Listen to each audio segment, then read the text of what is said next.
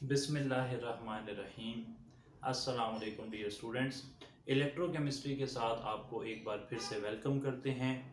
सबसे पहले मैं आपको बताते हुए बहुत ही खुशी महसूस कर रहा हूँ कि आप और हम मिलकर अब इस पोजीशन में पहुँच चुके हैं कि आज हमने इलेक्ट्रोकेमिस्ट्री के साथ फ़िज़िकल केमिस्ट्री का पोर्शन मुकम्मल करना है।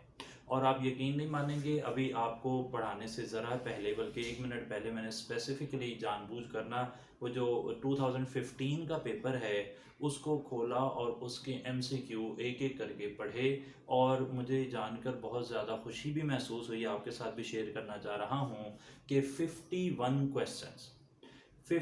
क्वेश्चंस अगर मैंने अपना ही सेशन पढ़ा हो तो मैं वहाँ से अटेम्प्ट कर सकता था अभी तक की इन्फॉर्मेशन को देखकर।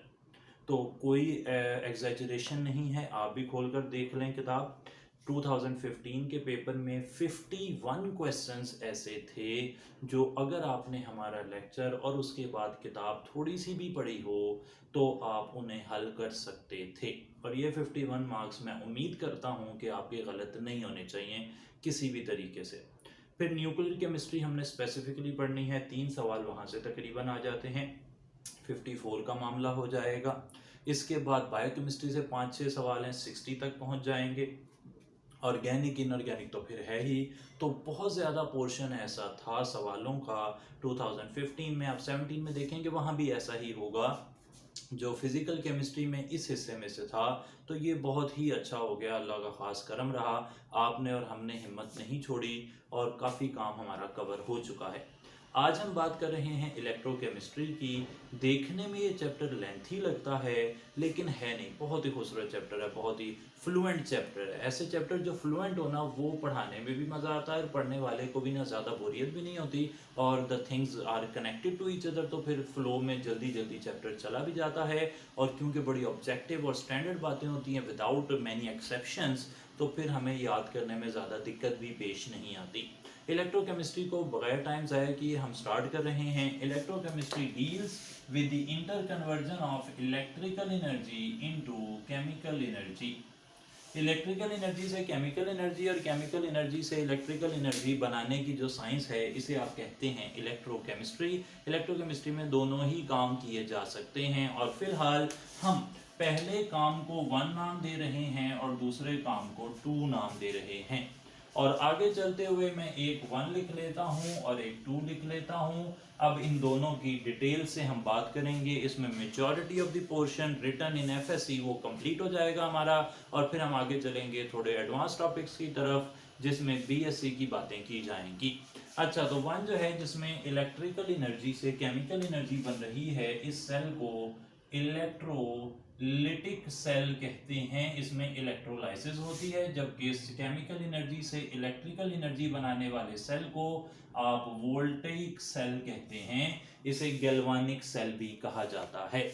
अच्छा, अब इलेक्ट्रोलिटिक सेल में energy, electrical energy is used to drive a non spontaneous redox reaction. यहाँ पर भी रिडॉक्स रिएक्शन होता है, यहाँ पर भी रिडॉक्स रिएक्शन होता है, लेकिन यहाँ पर एक नॉन स्पॉन्टेनियस रिडॉक्स रिएक्शन होता है, यहाँ पर एक स्पॉन्टेनियस रिडॉक्स रिएक्शन होता है। ये बात आपके साथ हमने शेयर कर ली। अब यहाँ पर याद रख लें कि दोनों में एक एनोड होता है, दोनों में एक कैथोड होता है, दोनों में एक इलेक्ट्रोलाइट होता है, और दोनों के अंदर बात कर लेंगे सॉल्ट ब्रिज की, क्या वो है या नहीं है। तो इस तरह की बातें हम क्लियर करेंगे। अच्छा, यहाँ पर अगर बात की जाए, वोल्टेज सेल में एनोड पर ऑक्सीडेशन होती है, इलेक्ट्रोलिटिक सेल में भी एनोड पर ऑक्सीडेशन होती है, लेकिन इलेक्ट्रोलिटिक सेल में एनोड पॉजिटिव होता है, वोल्टेज सेल में नेगेटिव होता है। कैथोड पर रिडक्शन होती है, और यहाँ पर साइन देख लें, दोनों ही जगह रिडक्शन होती है। तो आप इलेक्ट्रोड्स जो एनोड और कैथोड हैं उनकी definition on the basis of oxidation and reduction ही कर लेते हैं कि जहाँ पर ऑक्सीडेशन होगी वो एनोड होगा, जहाँ पर रिडक्शन होगी वो कैथोड होगा। इलेक्ट्रोलाइट की बात करें तो यहाँ पे एक्सक्लूसिवली एक ही इलेक्ट्रोलाइट होता है, जबकि यहाँ पर 1 या 2 इलेक्ट्रोलाइट हो सकते हैं डिपेंडिंग अपॉन द नीड। और यहाँ पर साल्ट ब्रिज की ज़रूरत नहीं है, क्योंकि यहाँ पे एक ही इलेक्ट्रोलाइट है तो उसे सेपरेट करने की ज़रूरत महसूस हम नहीं करते, जबकि गैल्वानिक सेल के अंदर हम सेपरेट करते हैं। अगर दो इलेक्ट्रोलाइट हों लाइक जिंक कॉपर, जो सेल है जिसके अंदर आप डैनियल सेल जिसे कहते हैं उसके अंदर साल्ट ब्रिज यूज़ कर लेते हैं। साल्ट ब्रिज नहीं यूज़ होगा तो आप एक पार्टीशन भी इस्तेमाल कर सकते हैं। ट्रांसफरेंस टाइप के जो सेल होते हैं तो मुख्तलिफ जगह पर इसके मुख्तलिफ ऑप्शंस हो सकते हैं। अच्छा, यहाँ पर अब ये बात आपने गौर कर लेना है कि जो इलेक्ट्रोलिटिक सेल हैं इसकी मशहूर मिसालें हैं डाउन्स सेल जिससे बन रहा है सोडियम, इसकी मशहूर मिसाल है नेल्सन्स सेल जिससे बन रहा है सोडियम हाइड्रोक्साइड, इसकी मशहूर मिसाल है हाल्स प्रोसेस जिससे बनता है एल्यूमिनियम। कॉपर की प्योरिफिकेशन की बात हो, सोडियम की प्योरिफिकेशन की बात हो, मैग्नीशियम की प्योरिफिकेशन की बात हो, कैल्शियम की प्योरिफिकेशन की बात हो, तो ये सब के सब करवाए जाते हैं। पर्टिकुलरली जो रिएक्टिव मेटल्स हैं उनके क्लोराइड्स जो हैं उनकी मोल्टन क्लोराइड्स या फ्यूज्ड क्लोराइड्स की इलेक्ट्रोलिसिस से आप उन्हें हासिल करते हैं। इसी तरीके से आगे चलते हुए मैं इलेक्ट्रोप्लेटिंग को भी इधर ही रखना चाह रहा हूँ, which is done for decoration and protection purposes. आप चीज़ों के ऊपर दूसरी मेटल्स की कोटिंग कर लेते हैं ताकि वो प्रोटेक्ट रहें, सेफ रहें और उनके साथ कोई ख़ास परेशानी आपको देखने को ना मिले। आगे चलते हुए जी बात हम यहाँ पर एक और करेंगे मजीद इलेक्ट्रोलिटिक सेल की, साथ साथ गैल्वानिक सेल या वोल्टेइक सेल की कुछ मिसालें अगर मैं कोट करूँ तो यहाँ पर हम बात करेंगे अल्कलाइन बैटरी की, हम यहाँ पर बात करेंगे यूपीएस की जो बैटरी होती है जिसे आप कहते हैं लेड स्टोरेज बैटरी, यहाँ पर हम बात करेंगे नाइकैड की जिसे निकल कैडमियम बैटरी कहते हैं, यहाँ पर हम बात करेंगे सिल्वर ऑक्साइड बैटरी की, यहाँ पर बात की जाएगी फ्यूल सेल की। और फ्यूल सेल पे कुछ लोग रिसर्च भी कर रहे होते हैं, तो फ्यूल सेल आके काफ़ी सारे टाइप के हो सकते हैं। हाई टेम्परेचर पर काम करते हैं, इन्हें लो टेम्परेचर पर लेकर आना ये जदीद दौर की ज़रूरत भी है, तो इस तरह की बातें भी यहाँ पर की जा सकती हैं। अच्छा, अब आपने करना ये है कि ये जो सारे के सारे सेल हैं इनमें एनोड और कैथोड का अगर आप एक टेबल बनाकर याद करना चाहें तो अच्छा है, बुरा नहीं है। या फिर आपने इस बेस पे भी क्लासीफाई कर सकते हैं कि कौन से रिचार्जेबल हैं, कौन से नॉन रिचार्जेबल हैं। जो रिचार्जेबल नॉन रिचार्जेबल की बेस पे बता दूं कि एक प्राइमरी सेल होते हैं और एक सेकेंडरी सेल होते हैं। सेकेंडरी सेल रिचार्ज हो सकते हैं। लेड स्टोरेज बैटरी जो है वो सेकेंडरी टाइप की है, निकल कैडमियम सेकेंडरी टाइप की है। फ्यूल सेल में जब तक आप फ्यूल देते रहेंगे तब तक सेल चलता रहेगा, उसे कोई परेशानी नहीं होगी। कई दफ़ा फ्यूल सेल का जो बाई प्रोडक्ट होता है particularly hydrogen based fuel cell का, वो वाटर होता है जिसे आप स्पेस क्राफ्ट में वाटर के सोर्स के तौर पर भी इस्तेमाल कर सकते हैं। सही होगा जी बात। तो यहाँ पे आपने ये जनरली इन्हें देख लेना है, कम से कम एक बार रीड लाजमी करना है। दूसरी तरफ अगर हम बात करें इलेक्ट्रोलिटिक सेल की, तो इलेक्ट्रोलिटिक सेल के अंदर आप दो तरह के इलेक्ट्रोलाइट इस्तेमाल करते हैं, या तो फ्यूज्ड इलेक्ट्रोलाइट या मोल्टन इलेक्ट्रोलाइट या फिर एक्वस इलेक्ट्रोलाइट। इन दोनों में क्या परेशानी है और पर्टिकुलरली एक्वस सॉल्यूशन के अंदर हमें इलेक्ट्रोकेमिकल सीरीज की ज़रूरत क्यों पड़ती है, इसकी बात करते हैं जी। आगे चल रहे हैं, इलेक्ट्रोकेमिकल सीरीज की हेडिंग मैंने डाल ली है क्योंकि ये हमें इलेक्ट्रोलिटिक सेल में क्या रिएक्शंस हो रहे हैं उसको समझने में मदद दे सकती है। हम यहाँ पर बात कर रहे हैं कि जब आप इलेक्ट्रोलाइट इस्तेमाल करते हैं तो या तो आप फ्यूज्ड इलेक्ट्रोलाइट इस्तेमाल करेंगे या फिर आप एक्वस सॉल्यूशन ऑफ इलेक्ट्रोलाइट इस्तेमाल करेंगे। मैं मिसाल ले रहा हूँ, आपने सोडियम क्लोराइड की इलेक्ट्रोलिसिस कर ली, यहाँ से फ्यूज सोडियम क्लोराइड आपने डाला हुआ एज इलेक्ट्रोलाइट, या फिर आपने सोडियम क्लोराइड का वाटर में डालकर सॉल्यूशन बनाया और उसे इस्तेमाल कर लिया। अब इन दोनों में फ़र्क क्या है वो आपके सामने मैंने मेंशन कर दिया है कि फ्यूज्ड इलेक्ट्रोलाइट से सिर्फ दो ही आयंस बनते हैं, जबकि एक्वस सॉल्यूशन में वाटर भी कंट्रीब्यूट करता है, वो भी आयन बनाता है। अब यहाँ पर आपके पास एक एनोड है और एक कैथोड है, जाने के लिए सिर्फ दो ही आयन है, एक ने कैथोड पर जाना है, एक ने एनोड पर जाना है। There is no competition. तो जाहिर बात है कि आप यहाँ पर प्रोडक्ट्स जो हैं वो प्रिडिक्ट कर सकते हैं कि क्लोरीन और सोडियम होंगे। लेकिन यहाँ पर आप एनोड और कैथोड की अगर बात करते हैं तो एनोड पर जाने के लिए दो आयन कंपेटिटर हैं, ये रहे, और कैथोड पर जाने के लिए दो आयन कंपेटिटर हैं, ये रहे। तो अब होगा क्या, देयर इज ए कंपटीशन, और जब कंपटीशन होता है तो यू नेवर नो कि कौन सा जीतेगा। तो फिर आप एक्वस सॉल्यूशन के अंदर you can not predict the products, और प्रोडक्ट्स को प्रिडिक्ट नहीं किया जा सकता because very important, because every ion has its own discharging power. Her ion की अपनी डिस्चार्जिंग पावर है और ये डिस्चार्जिंग पावर फैक्टर्स पर डिपेंड कर रही है, लाइक उसकी कंसंट्रेशन पर डिपेंड कर रही है, उसकी एक्टिविटी पर डिपेंड कर रही है, उसकी जो आप कह सकते हैं कि अफिनिटी फॉर द इलेक्ट्रोड है उस पर डिपेंड कर रही है। तो काफ़ी सारी चीज़ें डिस्चार्जिंग पावर पर असरअंदाज हो सकती हैं। हाइड्रेशन, इवन हाइड्रेशन भी है, वो भी असर डाल रही है। तो काफ़ी सारे फैक्टर यहाँ पर इंपॉर्टेंट हो जाते हैं और उन्हीं फैक्टर्स को मिलाकर एक सीरीज बनाई गई है, electrochemical series, in which atoms या ions have been arranged on their basis of relative tendency to get oxidized or reduced in comparison to hydrogen। आपने हाइड्रोजन से कंपेयर करके सबका रिडक्शन पोटेंशियल निकाला है और उसे एक सीरीज में तब्दील कर दिया है। उस सीरीज को कहते हैं इलेक्ट्रोकेमिकल सीरीज। इलेक्ट्रोकेमिकल सीरीज हमारी किताब में जो लिखी हुई है वो सिर्फ कैटाइन से रिलेटेड है, तो कुछ उसमें एनाइन है, लेकिन जो कॉम्प्लेक्स जो रेडिकल्स हैं, रेडिकल आइंस होते हैं लाइक सल्फेट, कार्बोनेट, नाइट्रेट वगैरह, इनकी कोई खास डिटेल वहाँ पर मेंशन नहीं है। पुराने वक्तों में बैक इन 2004 जब 2002, 3, 4 तक शायद 5 में या 6 में बुक चेंज हुई थी, तो उस टाइम जो बुक होती थी उस मैट्रिक की किताब में, बल्कि 9th क्लास की किताब में फेरेडेज लॉ भी और वो वाली इलेक्ट्रोकेमिकल सीरीज भी होती थी जिसमें एनाइन लिखे होते थे। तो किस्मत से उस दौर में मैंने कभी 9th की थी, तो तब से मुझे वो बात आती है, थोड़ी बहुत आपसे शेयर कर लेंगे, इंशाल्लाह अच्छा रह जाएगा काम। अच्छा, तो हम यहाँ पर बात क्या कर रहे हैं कि जनाब जो एक्वस सॉल्यूशन है उसमें प्रोडक्ट प्रिडिक्ट नहीं कर सकते आप, और उसमें क्या हो रहा है इलेक्ट्रोकेमिकल सीरीज में लिथियम, मैं ऊपर से एक मिसाल लिख लेता हूँ, फिर नीचे आगे मैग्नीशियम एक मिसाल लिख लेता हूँ, और नीचे आगे लेड लिख लेता हूँ, फिर हाइड्रोजन है, फिर नीचे कॉपर है, फिर सिल्वर है। कुछ स्टैंडर्ड मिसालें मैंने यहाँ पे मेंशन कर दी हैं, जिंक भी है, जिंक बड़ा इंपॉर्टेंट रहता है यहाँ पर। तो ये कुछ मिसालें मैंने मेंशन कर दी हैं। याद रख लें कि नीचे जाते हुए बहुत सारी बातें की जा सकती हैं, plenty of options to describe this thing, लेकिन हम उसमें से मेजर बातें कर रहे हैं। नीचे की तरफ जाते हुए रिडक्शन पोटेंशियल जो है वो इंक्रीज करेगा। आप देखें मैंने सारी मेटल्स लिखी हैं, यहाँ पे ना नॉन मेटल्स भी हैं, फ्लोरीन, क्लोरीन, ब्रोमीन, आयोडीन, उनकी अलग से बात करेंगे। नीचे की तरफ जाते हुए रिडक्शन पोटेंशियल इंक्रीज करता है, नीचे की तरफ जाते हुए टेंडेंसी टू गेन इलेक्ट्रॉन वो इंक्रीज करती है, डिस्चार्जिंग पावर, इलेक्ट्रॉन लेकर अपने ऊपर जो चार्ज है उसे खत्म करने की सलाहियत वो इंक्रीज करती है। सही हो गई जी बात। Tendency to act as an oxidizing agent वो इंक्रीज करती है।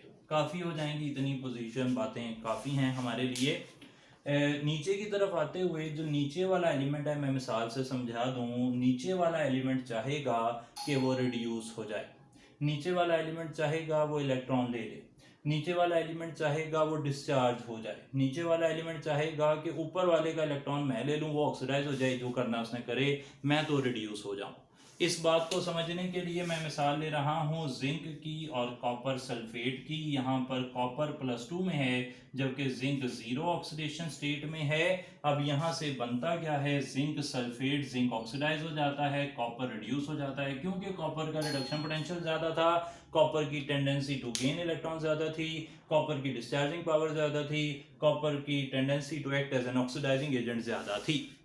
ये सब बातें हो गई जहाँ पर हम बात कर रहे हैं कि जो मेटल्स हैं उनके लिए इलेक्ट्रोकेमिकल सीरीज में क्या है, और यहाँ से हम एक्वस सॉल्यूशन का बिहेवियर कैसे प्रिडिक्ट कर सकते हैं। प्रिडिक्ट ऐसे कर सकते हैं कि जो मेटल्स हाइड्रोजन से नीचे होंगी वो जब एक्वस सॉल्यूशन की इलेक्ट्रोलिसिस करवाई जाएगी तो वो डिस्चार्ज हो जाएंगी, जो हाइड्रोजन से ऊपर हैं वो डिस्चार्ज नहीं होंगी। नीचे की तरफ डिस्चार्जिंग पावर बढ़ रही है तो ऊपर वाले डिस्चार्ज नहीं होंगे, नीचे वाले डिस्चार्ज हो जाएंगे, याद कर लें। दूसरी तरफ आपके पास जो दूसरी वाली सीरीज़ है, दूसरी वाली सीरीज़ के अंदर आप आयोडीन, फिर ब्रोमीन, फिर क्लोरीन, फिर फ्लोरीन होती है आपके पास, और यहाँ पर सबसे ज़्यादा डिस्चार्जिंग पावर जो है वो आपने याद रखना है कि हाइड्रो ऑक्साइड की है। यहाँ पर लिख लेते हैं फिर हाइड्रोक्साइड को। हाइड्रोक्साइड की डिस्चार्जिंग पावर सबसे ज़्यादा है। Hydroxide has a greater tendency to get discharged in preference to carbonate, in preference to nitrate, in preference to sulfate, in preference to iodide, to bromide, to fluoride। सबसे ज़्यादा अगर किसी solution में hydroxide होंगे और दूसरा कोई भी नेगेटिव आयन होगा, हाइड्रोक्साइड डिस्चार्ज हो जाएगा, सिवाय एक के जो आम तौर पर हमें और आपको देखने को मिलता है। इसके अलावा भी ऑप्शंस हो सकते हैं डेफिनेटली, लेकिन हमारे जो आपकी अंडरस्टैंडिंग है जिसमें हमें पेपर आता है उसमें सिर्फ एक ही ऐसा केस है, वो है नेल्सन सेल। जब आप क्लोराइड आयन की कंसंट्रेशन ज़्यादा करते हैं तो chloride ions are discharge in preference to hydroxide. इसके अलावा आम जिंदगी में या आम केमिस्ट्री में जितनी मैं और आप पढ़ रहे हैं उसमें ऐसी कोई मिसाल हमें नहीं मिल रही, और पेपर या सिलेबस की आउटलाइन के हिसाब से भी ऐसी और कोई मिसाल हमारे पास नहीं है। ये आप याद कर लेंगे। तो ये हो गई बात इलेक्ट्रोकेमिकल सीरीज की। This was all about the FSc portion. इसमें कुछ इतना ही था। ऑक्सीडेशन नंबर तो आपको निकालना आता ही होगा, उम्मीद करता हूँ मैं कि उसमें कोई परेशानी आपको नहीं होगी। और अब हम आगे की तरफ जा रहे हैं और हम बात करेंगे कुछ बीएससी रिलेटेड टॉपिक्स की, जिसमें कंडक्टेंस है और उससे रिलेटेड बातें हैं। लेकिन अगर आपको मज़ीद थोड़ी सी भी परेशानी है तो मैं इलेक्ट्रोकेमिकल सीरीज़ को थोड़ा सा और वाजे कर दूं कि आम तौर पर इलेक्ट्रोकेमिकल सीरीज़ में ना मुझे याद आया कि थोड़ी सी प्रॉब्लम कई दफ़ा लोगों को और होती है। वो ये होती है कि वो रिडक्शन पोटेंशियल ऐड उनसे नहीं होता। याद रख लें कि अगर आपको ईएमएफ ऑफ सेल निकालनी हो ना तो वो बराबर होती है reduction potential plus oxidation potential. अब इसमें बड़ी सादा सी साइंस है। आमतौर पर अगर यही वाला सेल की बात करें ना, जिंक और कॉपर वाले की, तो जिंक यहाँ पर ऑक्सीडाइज हो रहा है, कॉपर यहाँ पर रिड्यूस हो रहा है। जो रिड्यूस हो रहा है ना, ये वाली सीरीज रिडक्शन पोटेंशियल की बेस पर है, तो उसका रिडक्शन पोटेंशियल जो टेबल में लिखा हुआ है वही वाला लिख दें।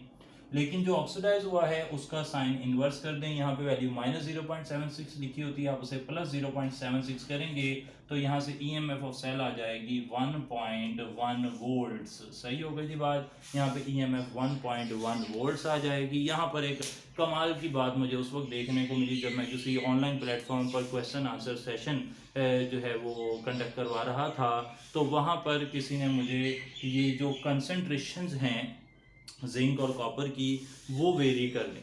यानी कि एक की फॉर एग्जांपल 1 मोलर था, दूसरा 0.2 मोलर था, और वहाँ पर ईएमएफ निकालने के लिए पूछा गया तो मेरी ईएमएफ नहीं निकली सही। और वो क्यों नहीं निकली? क्योंकि हमें कभी भी नॉन इक्वेशन की एप्लीकेशन उस तरह नहीं बताई गई थी कि नॉन इक्वेशन एक ऐसी इक्वेशन है जो ये बताती है कि अगर आपके पास कॉन्सेंट्रेशन ऑफ ऑक्सीडाइज और रिड्यूस स्पीशीज डिफरेंट हों तो फिर ईएमएफ चेंज भी हो सकती है। हमेशा यही वैल्यू नहीं आती।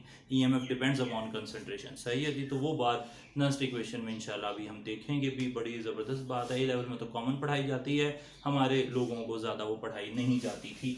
अच्छा, तो ये हो गया 1.1 वोल्ट। इस बारे में भी हमें क्लियर हो गया कि ईएमएफ कैसे निकलती है। एक और बात याद रख लें, जो ऊपर वाले होंगे वो पानी से भी रिएक्ट कर सकते हैं, पानी से हाइड्रोजन को निकाल सकते हैं। थोड़े नीचे आ जाएं, ये मैग्नीशियम वाली लाइन वाले, ये डाइल्यूट एसिड के साथ रिएक्ट करके हाइड्रोजन को निकाल सकते हैं। और नीचे आएंगे कंसंट्रेटेड एसिड के साथ रिएक्शन होगा और फिर हाइड्रोजन निकलेगी, और जो हाइड्रोजन से नीचे हैं वो हाइड्रोजन को डिस्प्लेस नहीं कर सकते फ्रॉम एसिड। आपको ये वाला जो ना एक मिल जाएगी, ये डायग्राम एक बुक है chemistry the theory of nature and matter, बहुत आउटस्टैंडिंग बुक है। 267 MB की एक फाइल मेरे पास पड़ी थी, बहुत ज़बरदस्त। उसमें एक टेबल में ये वाली बात समझाई गई थी।